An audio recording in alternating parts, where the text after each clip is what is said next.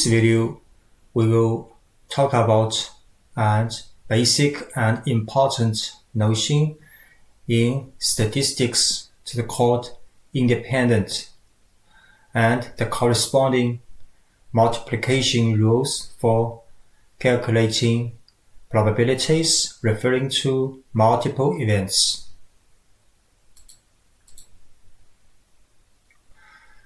So the notion of independent events plays a vital role in virtually in all areas of applied statistics. So for example, in a die tossing experiment, so if we want to know the probability B given A, the conditional probability B given A event occurred where PB equals 1 of 3 and the conditional probability may equal to 2 of 5. So both are not equal, and which means the probability B or the event B depends on A.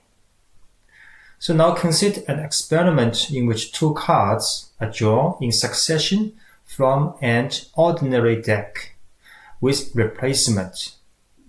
So the events can be defined like A is the first card is an ace, B is the second card is a spade. Because the first card drawn, then we replaced. So our sample space for both the first and the second draw consists of 52 cards. They are same, containing 4 aces and 13 spades. Therefore, probability B given A is 1 of 4, and probability of B is also 1 of 4 because the sample space does not change. That is, probability B given A equals PB. So if this is true, the events A and B are said to be independent. So, in other words, the occurrence of B had no impact on odds of occurrence of A. So we can say two events A and B are independent if and only if PB given A equals PB, or PA given B equals PA, assuming the existence of the conditional probabilities. Otherwise, A and B are dependent. And the condition PB given A equals PB will also imply that PA given B equal PA, and conversely. So for the card drawing experiment, where we show that PB given A equals PB equals 1 of 4, we can also see that PA given B equal PA equals 1 of 13. So next we talk about product rule or the multiplicative rule. Look at again conditional probability. The conditional probability B given A equals PA in the denominator and numerator is P and B, which means the intersection of P and B, which means both A and B occur.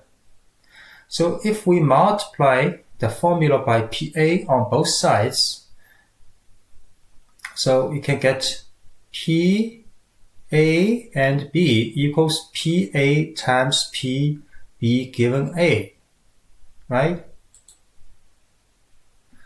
So the probability that both A and B occur is equal to the probability that A occurs multiplied by the conditional probability that B occurs given that A occurs. So this is the product rule. Just to note, this product rule applies for all probabilities, all events, either they are independent or not independent. So this applies to all situations.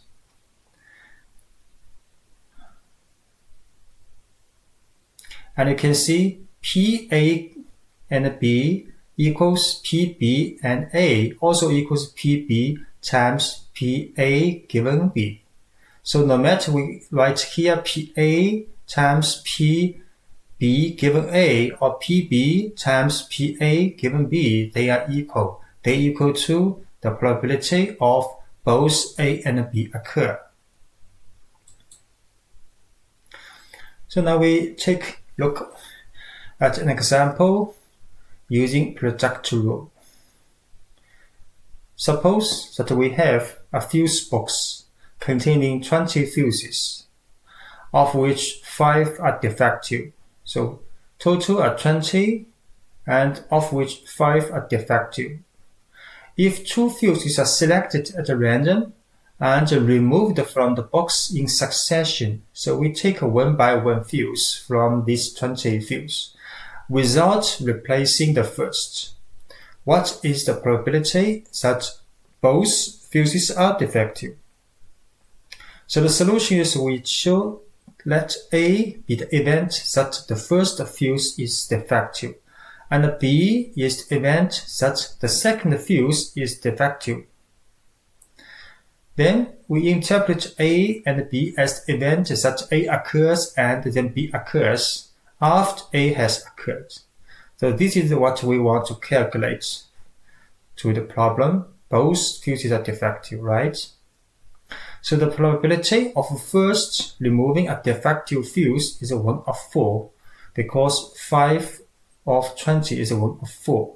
Then the probability of removing a second defective fuse from the remaining 4 is 4 of 19, because there are only 19 left and only 4 defective of these 19.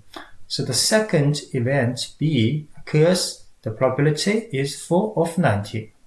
Then we use product rule. PA and B is PA times PB given A, right? So PB given A is 4 of 19, PA is 1 of 4.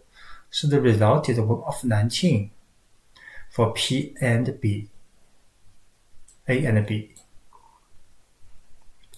And the second example is a small town has 1 fire engine and 1 ambulance available for emergencies. And the probability that the fire engine is available when needed is 0.98. And the probability that the ambulance is available when called is 0.92. So in the event of an injury resulting from a burning building, find the probability that both the ambulance and the fire engine will be available, assuming they operate independently. So the solution is because they are independent, so we let A and B represent the respective events that the fire engine and ambulance are available. So we want to know P, A, and B both available, right? So P, A, and B equals PA times PB because they're independent. So we do not need to write PB given A here because PB given A is equals to PB. So we can just write PA and B equals PA times PB using productrule, but here we use PB here, does not need PB given A because they are independent. So the result is about 0.1916. So if we want to extend the notion to the multiple events, so say in an experiment, the events A1, A2, and so on, AK can occur, then the probability of A1, A2, until AK all occur is PA1 times probability of conditional probability PA2 given A1, then times the conditional probability PA3 given A and A1 and A2 both occur, and so on, until probability AK given A1 until AK minus 1 all occur. So if the events all are independent all independent with each other, then we can write PA and A2, A1 and A2 and AK equals probability of A1 times PA2 times PAK. So example 3 is 3 cards are drawn in succession without replacement from an ordinary decking of playing cards. Find the probability that the event A1, A2, A3 or both occurs, where A1 is the event that the first card is a red ace. A2 is the event that the second card is a 10 or a jack. And A3 is the event that the third card is greater than 3 but less than 7.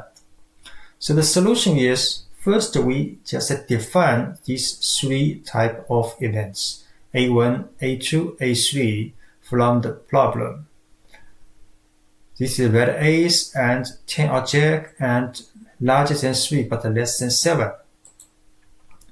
Because they are 3 experiments and without card replacement, so we can calculate PA first. PA equals 2 or 15. Then calculate the PA2 given A1 equals 8 or 51. Next, we can calculate the conditional probability of A3 given both A1 and A2 occur equals 12 of 50. So by the theorem of productrule, can probability of A1, A2 and A3 all occur equals the probability of PA1 times PA2 given A1 times PA3 given A1 and A2. So the result is about 8 of 5,525. Thanks for watching.